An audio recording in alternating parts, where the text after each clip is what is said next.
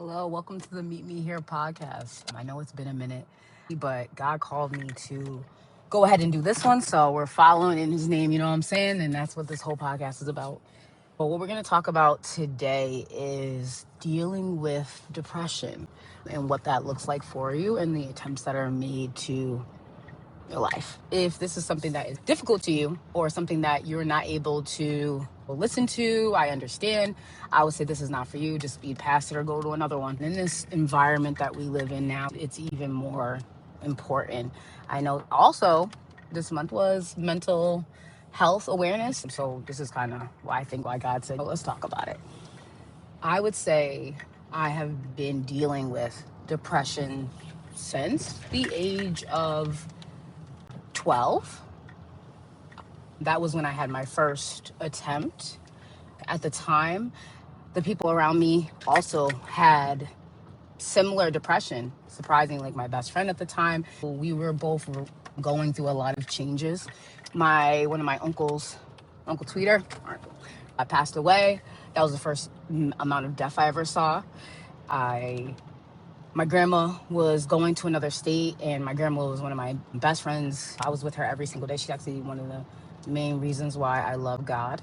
I moved to a new apartment complex. I was forced. I always grew up with my family, and now I have to make friends because none of my family is around. And the friends I've made, I think that's one of the great things about God is he connected me to people that needed me, but I also need it. I say treat it like a Tyler Perry movie. There's always a good and a bad. So God always uses people to show me like, hey, it could be this way. So I always am humble and appreciate what I have going through, even if it feels like it's chaotic. But back to it. So 12 years old, that all happened. I want to say at that time, my father was fighting for custody of me. And I had just recently had met him in my age, and he came to Syracuse. But I was going through a lot. And at that time, I couldn't identify my feelings, but I knew God. And I remember crying to God. And imagine a 12-year-old girl. Oh, it breaks my heart because I have God kids now. Imagine a 12-year-old girl just not knowing what to do. I didn't want to scare my mother, so I kind of kept it in. And I do remember that my best friend at the time, she was actively a cutter. And I remember telling her, we would cry together. And I'm like, it's so sad. I was like, I remember trying to do it. And I couldn't get myself to do it to my own body.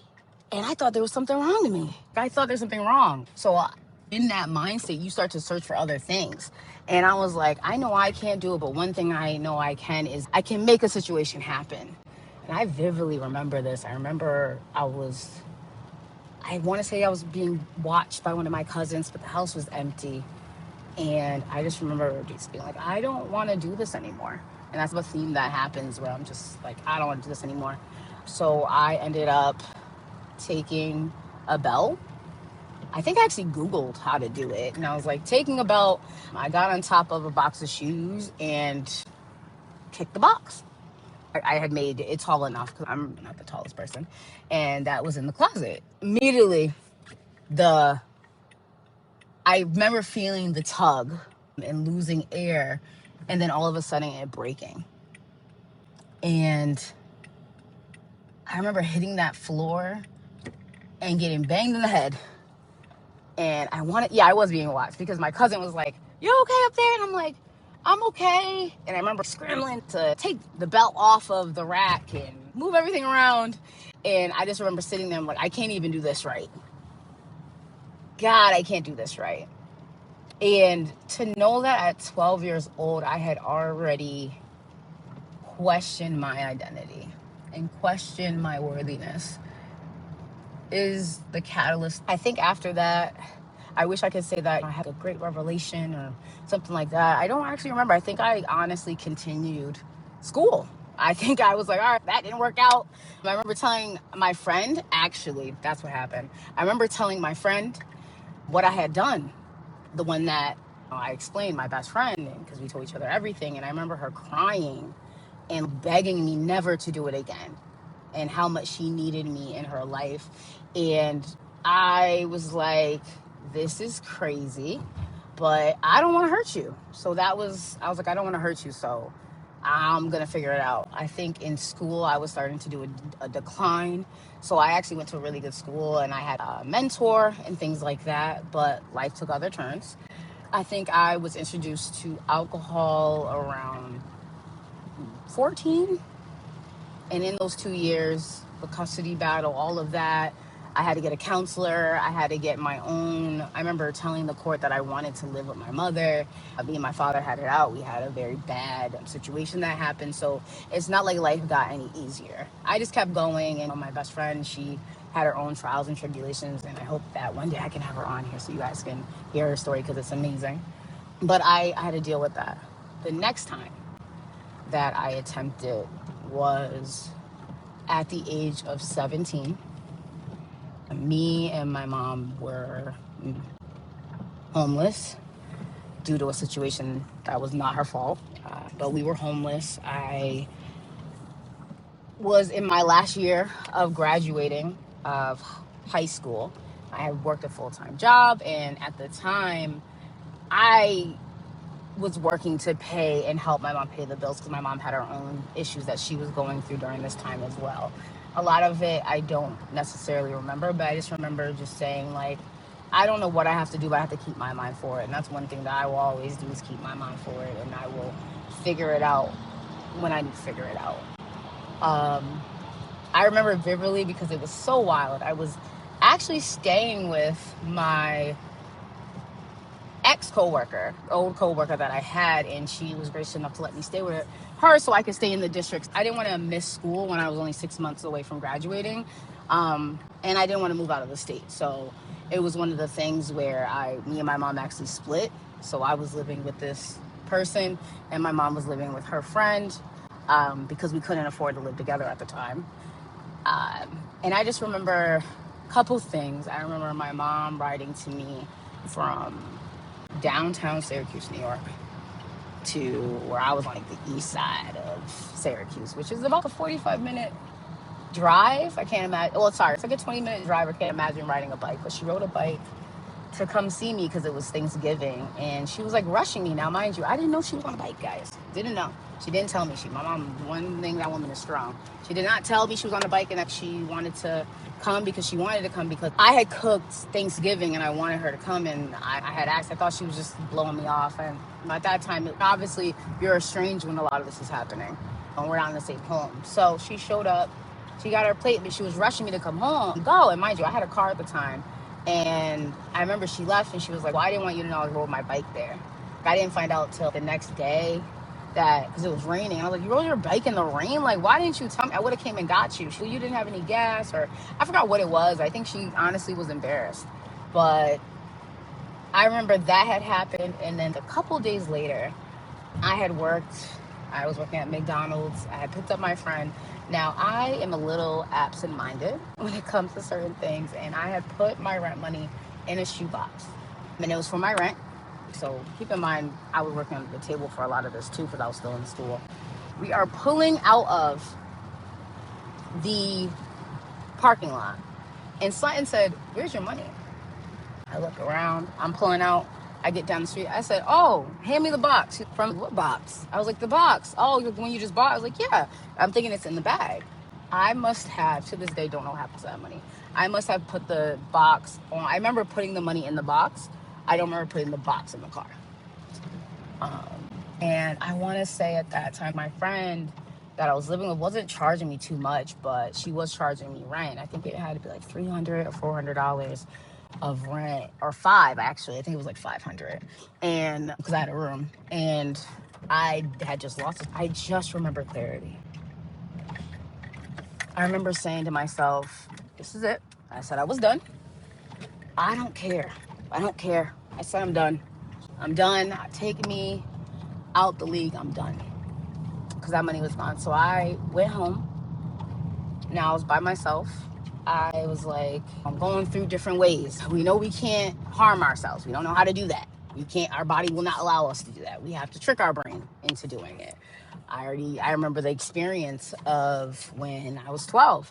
So something told me, and at that time, I think I was dabbling in substance abuse. So I was like, let me do pills. And my roommate had, I remember it was that $300 bottle of that no label aspirin, the no brand aspirin. $300 bottle, freshly bought, and Tylenol. I didn't want to take any of the medications because her boyfriend and her had medication, but I was like, let me get this. And I was like, I know that if I take enough of it, something will happen. I didn't know exactly what would happen, but it was like, I didn't care. I was like, I'm going to take enough of it, and I'm like, I'm going to go to sleep. I'm not going to wake up. So I just remember I put it on the bed. I'm crying my eyes out. And I think this is when Facebook was a thing. I'm searching through Facebook. Something said, don't call anybody. And that's where I know the devil was in full, that devil was in full bloom right there. They said, don't call a soul. Put your phone on mute and go to sleep. I was like, okay, that's what I'm gonna do. I'm still crying. I'm crying. I'm just like, I don't want to do this. I don't want to. It just, things keep happening. And I'm trying to push through. And I don't even see why I'm pushing through anymore. I didn't see any reason to push through. I just felt like, oh, there's no point. And I remember taking handfuls of the aspirin and just swallowing it. Drinking the water, swallowing it. And then I was like, this isn't enough. So I had the bottle of Tylenol still there. So I took the Tylenol. And I laid down. And I feel like time stopped. Time stopped. And I was like, this is not as fast as they show it in the movies. Time stopped, and I could only think about what I was doing. And I think at that time I tried to watch TV, couldn't watch TV. I thought at least get sleepy, try to get sleepy. Didn't happen. I think I actually ended up trying to take a Benadryl so I could get sleepy. Didn't work. This probably went on for, I probably sat there for a good hour before something said, call Kiki. Now, Kiki is my cousin who lived in a completely different state.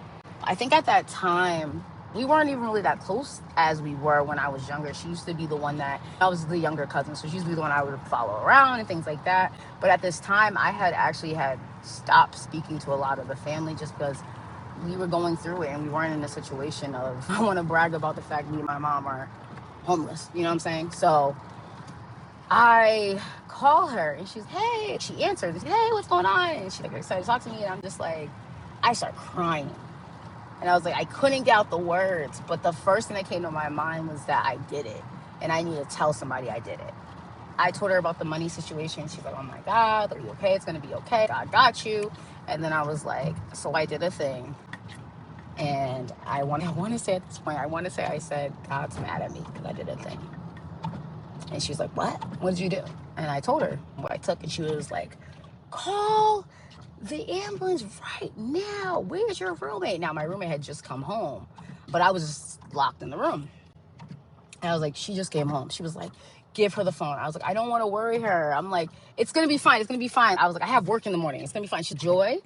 The amount of what you took is going to burst your stomach open. And I was like, oh, you need to go to the hospital.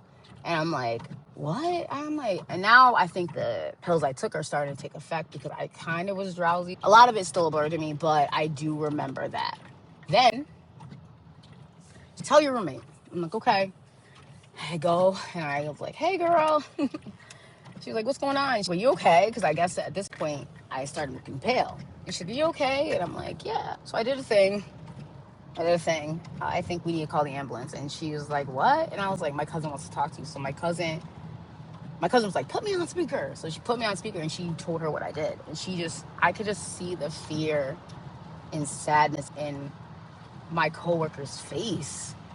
And I felt so disappointed that I felt so bad that I let them down, because in my mind, I was like, oh, I really did something here. At that time, I couldn't tell you I wanted to live, but I could tell you that I didn't want my family and friends to hurt. And I could hear the sadness. I could hear this fear and see the fear around me. And I'm like, why? I was just like, whatever. So I'm sitting there, and she's like, what are you doing? I told her the situation about the rent, and she was like, girl, you didn't have to worry about that. It's fine. You didn't need to do this. And I'm just like, I just was quiet. And she's, do I call your mom? I was like, don't call my mom. Don't call my mom. Nope, don't call her. At the time, me and my mom, like I said, we were talking, but after I found out about the situation, I was like, I know that you guys are already disappointed in me, so I can't imagine her being disappointed. And that at that time was my only concern, was people.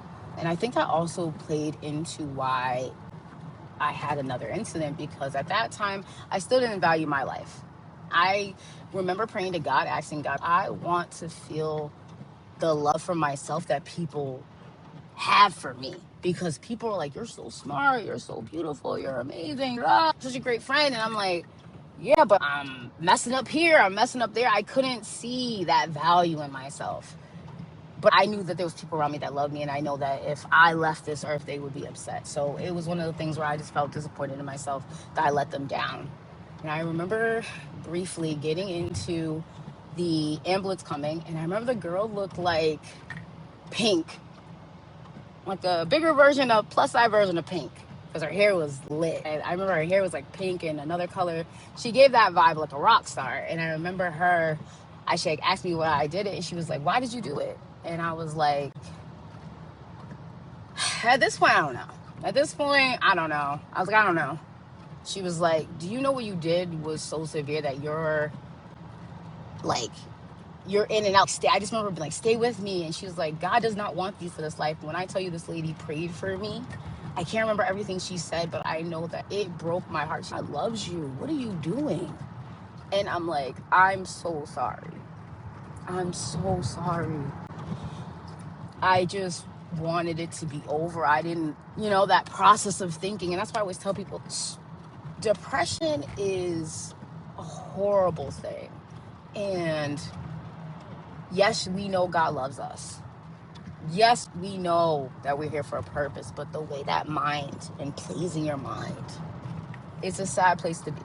And I don't wish it on anybody. That it's a sad place to be and to carry it.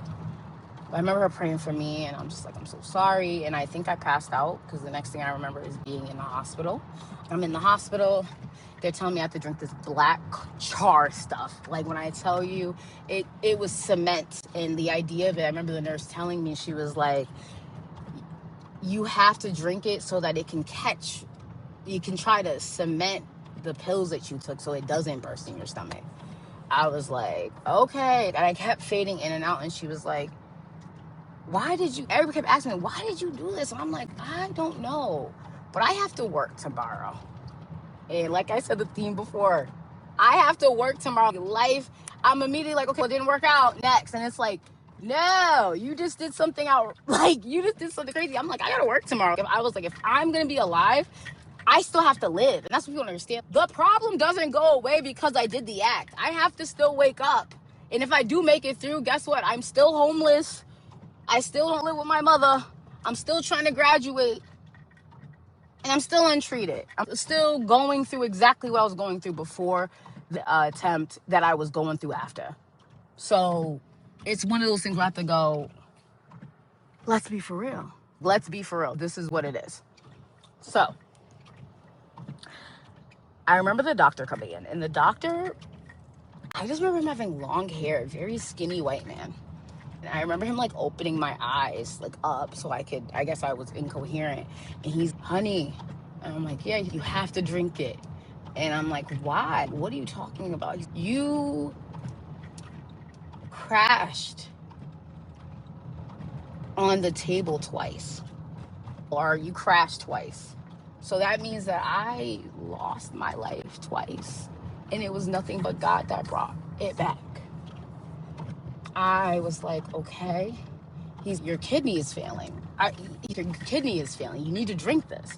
And I'm like, okay, I was gonna have to call my job. I remember my mom coming in the room, and so somebody called her. So she comes in the room and she says, did you do this? She was like, why did you do this? And I was like, I don't know, girl. I'm like, I told her the thing about the money stuff. It's just money. And I'm like, it's my life.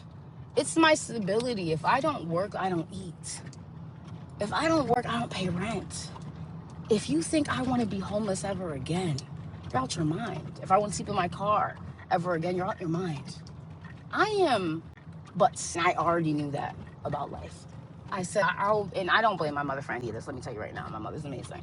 But I wanted to point that out. So I was angry when she said that. And she was like, you want me to call your father? I was like, do not call that man, because at the time, he would just say the most hurtful things to me during our phone calls. So at that time, I wasn't speaking to him about what was going on. I was like, no. And at this point, it was the next day. So it's morning time. They come in the room. My mom stays with me.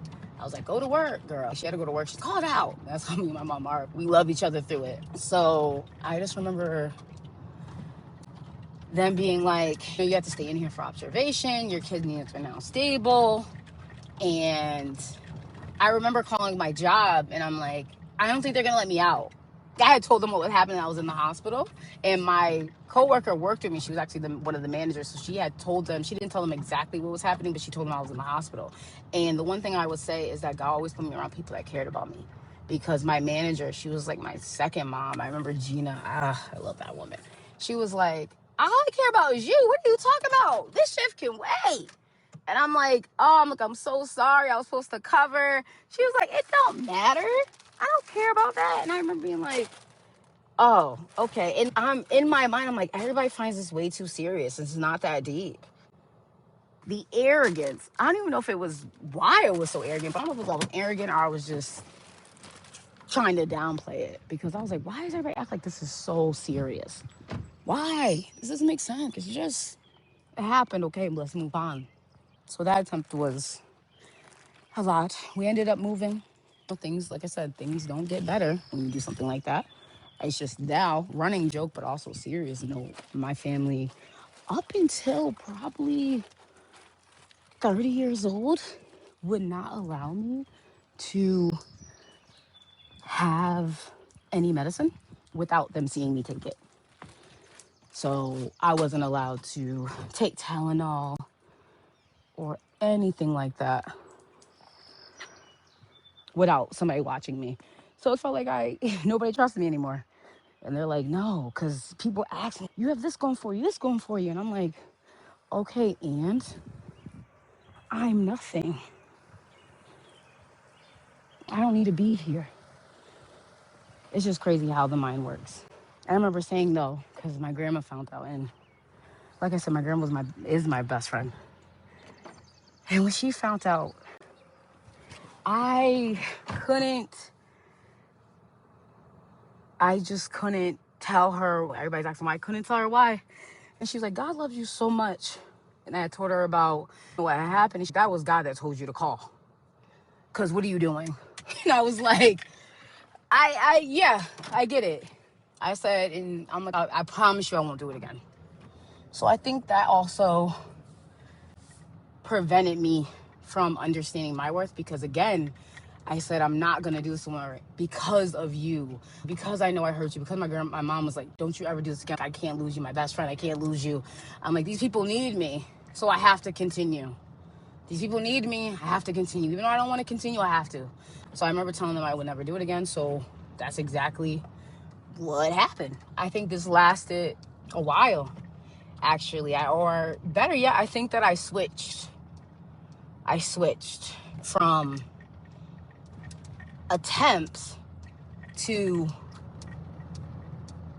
let's be a partier. Let's forget. Let's numb. How much can I numb my body? That's what it became. It became a chase of the numb. So we're trying whatever we need to try. The fastest way to get me through the day so that these people are happy and I can get through the fact that I don't want to be here. Cool. If I could not think about it, it doesn't matter. So life just started flashing by. And I was like, this is perfectly fine. It's fine. I just kept looking straight. I didn't worry about my issues. My issues didn't matter. I remember being in school. I still was going through trials. So when you're going through trials, it's hard for you to worry about that one little plug or that one little hole in the boat. You're like, listen, I patched that boy up. Now, does it need to be fully repaired? Yes. But I got new holes popping that if I don't put them out, we sinking. And I already made a promise. And I'm honor that promise that it won't happen. So the third attempt, I was 31. And I had been in a long-term relationship, my first of any kind. We were engaged. We had just recently got engaged. We had problems and we were in couples counseling. One thing I do am grateful for about that relationship is that was the first time I really got help. I happened to be dating a therapist. Interesting enough, she was a therapist. She was the one that told me I needed therapy. And at this time, I was like, I'm going to listen. Because everything else, and she had seen, because we lived together, she had seen a lot of I couldn't hide the darkness, if that makes sense. I couldn't hide it as easy. I couldn't hide the days where I just sleep in all day. Or the days where I'm like, okay, I don't want to do anything, I'm sleeping. Or the crash outs where I'm drinking and partying because I'm trying to numb myself. I couldn't hide it anymore because I have somebody here who loves me, who's in the house with me, who sees me daily, who I share my personal life with. So it's like she's seeing how I operate, and you really go on autopilot. It's the first time I heard of autopilot and things like that. And I'm like, okay. When she told me I had a substance abuse problem, I was like, you just don't understand. Because a lot of times in my environment and mainly in our culture and the things that I like to do, it doesn't involve drinking. It doesn't involve some type of substance in a lot of things that we do. Not to say that it doesn't make it fun, like you can't have fun without substance, but a lot of the things that I would partake in and be around, like going to events and things like that, at like clubs and things like that, involved it. So it was very normal. Very normal. I was actively in the church, but I had taken a break. So when I had met her, I had recently left my church home and I was on my own. I wanted to study God for myself. And I thought that at the time that was the best thing to do. And I remember that's when I think me and God really started to talk. And I started to understand the signs when I was in that relationship. Because a lot of times I noticed every time I prayed, God, take away anything that's not of you. Anything that's not of you, I just want to know you and be near you. I would argue with her. We would get in the dumbest of arguments. We would just be like, I don't know if you've been in a relationship and there's those days where you guys are just not bopping with each other that day. That's how it would go.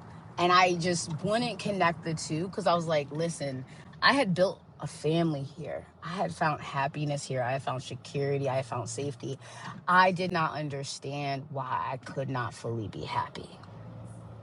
And now I understand it. But back then I was still, I think, on the verge of just being lost. Also, I was, because of my therapist, which I love, I was also then told that I have ADHD. Now I'm getting the information that I probably should have had years ago to explain a lot of things that were happening. So like I have major depression. I have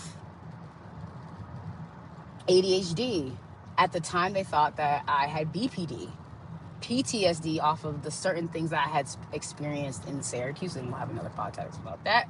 But all of those things had happened. So I'm like, okay. And at the time, the doctor was like, you should try these meds. It will help. And I was having a bad problem at work.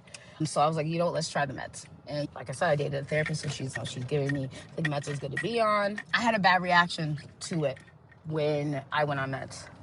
With meds, you have to kind of plug and play, and me still dealing with substances probably played into why I had issues with the meds, because I was still drinking, I was still numbing myself. Even though I'm embracing what they want me to embrace, I'm still numbing myself. So I woke up one day after saying the prayer, and that prayer, and I just couldn't. I was just overly emotional the whole day. I had recently got let go from my job. I was interviewing for other jobs. Me and her were arguing about bills, but it wasn't that bad. I knew she would never kick me out or anything like that. And I'm kind of crying, and something was like, you have to pick you. You have to. I don't know what it was. It was just like, you have to pick you. It was that simple. And now I'm not proud of how I did it. I just want the world to know I'm not proud. I sent a text. I just said, we need to talk when you get home. And I remember her spazzing out. Like she must knew it was about to happen. I think because the days prior to that, I was very quiet. I used to watch a lot of sermons, and all the sermons I was watching was about isolation, God setting you free, these things and stuff like that. So I was definitely trying to figure out my life because I'm home. This is my second time out of work in my whole life. I am on I think it was like the newer of meds that has me emotionless at the time, which was weird. I was emotionless, but that day I had all the emotion in the world. And I was like, she was like, tell me right now. I'll go back to it. She was like, tell me right now. What's going on? And I was like, I don't think I could do this anymore. And I remember her calling me, and just know it broke my heart to know I was breaking hers, and I was breaking up what we built, because I tried my hardest to make that relationship work. So, and I was so grateful for her, because she came at such a dark time in my life where I needed guidance. I needed structure. Let's keep it a buck. I needed structure, and she gave me that. She gave me structure. She gave me something to come home to. She gave me quietness. I could experience just being with her, being by myself, because before that I was always with somebody, always with friends, always. If I wasn't working, I was partying. Let's keep it a buck. If I wasn't working, I was outside. I was inside partying. Something was happening, and a drink was being had, or a party was being had. Fun joy is what we call it. So that was tough. That was tough. And I didn't stay at the house that night. I ended up going to my friend's house. And when I tell you, at the time I think I had did a fast maybe. I think I was trying to not drink. I think I was one of the things where this was like the start where I was like, okay, maybe we need to change how we operate. I got the biggest of bottles. I got the most of everything else. And I remember my friend saying, she knew what had happened, because I went to her house because I had nowhere else to go. And she was like, what is going on? I told her, I'm not going to drink with you, but she's just watching me drink. And she told me, like, maybe you should slow down. And I remember being like, all right, I'll slow down. Now, mind you, when I drink, I like to trick myself. So I'll mix it so that I don't know how much is in it. So I can't tell you if I had 2 or 1, 4 or 5. I just know that when she actually had a recording of it, and I watched it because I needed to see how bad I could get, because she wasn't trying to show me at first. So when I looked, head hit the counter, blacked out. Body hit the floor. I think she said I had a seizure, and I was incoherent. I remember coming to and being on the floor, and God saying, this is your last attempt. This is your last try. This is it. What you gonna do? What are you gonna do? This is last time. Last time I'm gonna save you. What you gonna do? And I said, God, if you save me right now, I will learn to love me. God, if you save me right now, I will learn to love me. If it kills me, I will learn to love me. I'll put myself first. I will find out the purpose of life for myself so I could be who I need to be. And I was able to get up. My cousin was able to come over and get me. I slept at her house. The next day, I want to say the next day I had went back to the house, and she went away for a couple days so that we could get everything together, and then that kind of ended. But that's when I said, even this is hers, because we had talked. I was like, I have to choose you. I have to have these conversations now, because I made a promise.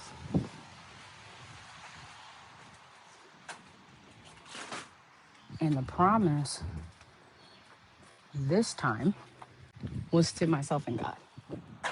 It didn't matter. It didn't matter that I promised my grandmother anymore. It didn't matter that I promised my best friend, promised my mom. It didn't matter. At this point, only thing that mattered is that I promised God. That was the first promise I ever made to God, I think. That I'm going to learn to love myself no matter what that looks like. I don't know what it looks like, but that's what I'm going to do. That's what I'm going to do. And ever since then, I've been on this journey of finding out what self-love is and who God is. I found another church. My therapist, when I tell you, she stayed with me through it all, even when I couldn't pay her. God always sends me people that actually care and cover me, because she was like, everything that happened, she was more concerned with me. But that was one of the things, was like, we got to get you some help. We got to do something, because you're now having an attempt after all this year. It was a tough time, but one thing I can say, God, he already had his hand on me, clearly. But when I tell you, it's like me and God shook our hands and said, we gonna do this. We gonna do this. And was my hand kind of weak? And he strengthened me. My hand was weak when I shook it, but I reached out and said, God, I need help. And I don't know. I don't know what to do. Nothing's working. God, I don't know. But I know one thing through therapy, the one issue I had mostly was I was people pleasing, no boundaries, and I had no value in myself. And that right there was enough. Now, you could say I'm hard-headed. You could say I'm hard-headed because you know what? There was one last attempt. There was one. It was light. Nah, see? Downplaying stuff. It wasn't light. One last attempt. I was 33. And this is after I moved out of the apartment. I'm in my own apartment. And I get let go from my job. Actually, get let go from my job. And then find out that I'm an alcoholic. And I have to admit it because the one thing I kept noticing, especially when I started loving myself, I'm like, wow, I drink too much. I'm gaining so much weight on me, physically and mentally. And God's calling me to heal differently than what I did before, which I only knew how to numb. That's one of my things my therapist says. You only know how to numb. You need to learn other things. There's life beyond your numbing. So I was like, okay. So I ended up taking a bunch of edibles because and it's crazy because I wouldn't even consider this an attempt, but it technically was because I drank a whole bottle to the head. Mind you, at that point, that was right before I ended up in rehab. I took a bottle to my head. I actually took more of my medication than I was supposed to. And I took a bag of edibles, just popped them in my mouth and then said, because I wanted to numb. That was it. I don't even think I really was trying to have a fourth attempt. I just wanted to numb. I didn't think at that point I was like, I can't get through this. I knew that I wanted to be taken out the league, but I had made that promise to God and myself. So I tricked my mind again to be like, you're just trying to numb. You're just going to do the extreme of numbing. So it means you're just going to take all the edibles because people have bad experience from it. You know that. So you're just going to experience it. You're going to experience it back because you want to feel pain. You want to feel pain and you want it to be over, something to happen. So knowing that now I can say that was my fourth attempt. And when I tell you, God didn't even let me get high nor drunk. No, when I tell you, I think it was mi campo tequila, whole bottle, couldn't get drunk. Drank it and couldn't get drunk. Took all those edibles, couldn't get high. And I had to stay awake. That's all it did. So I couldn't sleep all night. And I had to sit there and go, why did you do that? We're going to have to deep dive with ourselves because why did you do that? And I remember God talking to me like, you prayed this away, girl. What you think was going to happen? You asked me to take this away, and I did. Wow.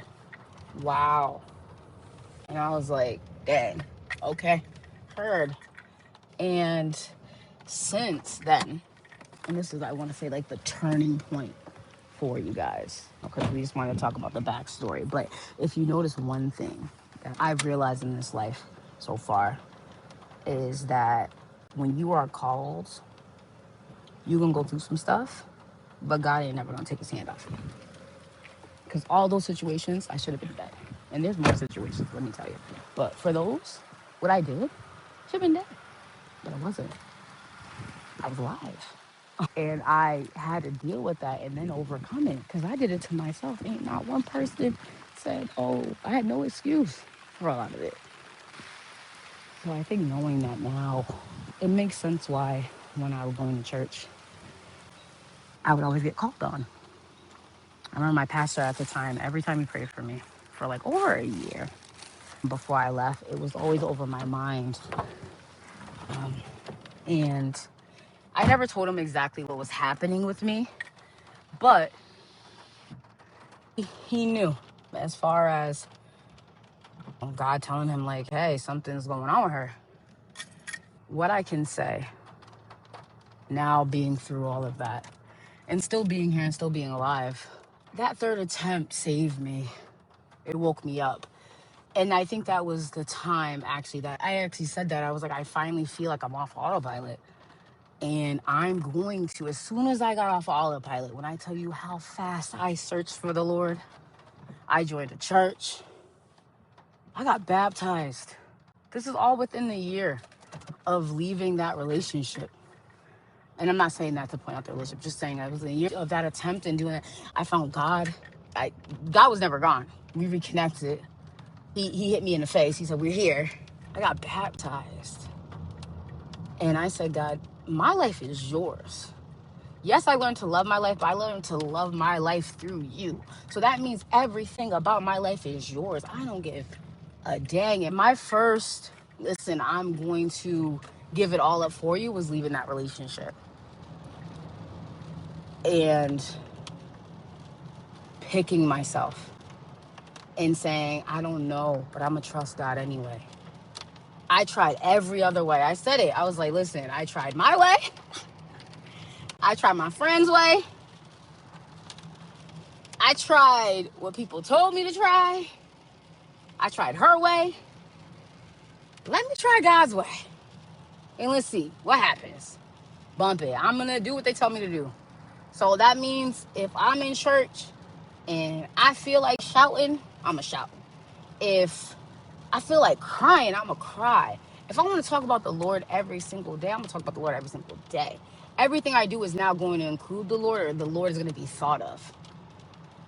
Before I even do it, I'm thinking like, dang, Lord, did I talk to you about this yet? Did I pray about it yet? Hold up, did you send me a sign yet? Because I know how sometimes you like to, like they said, talk in parables. But you like to talk and you like to give a sign and stuff. So you send me a sign because it don't feel right. I ain't moving until you tell me to move, kind of thing.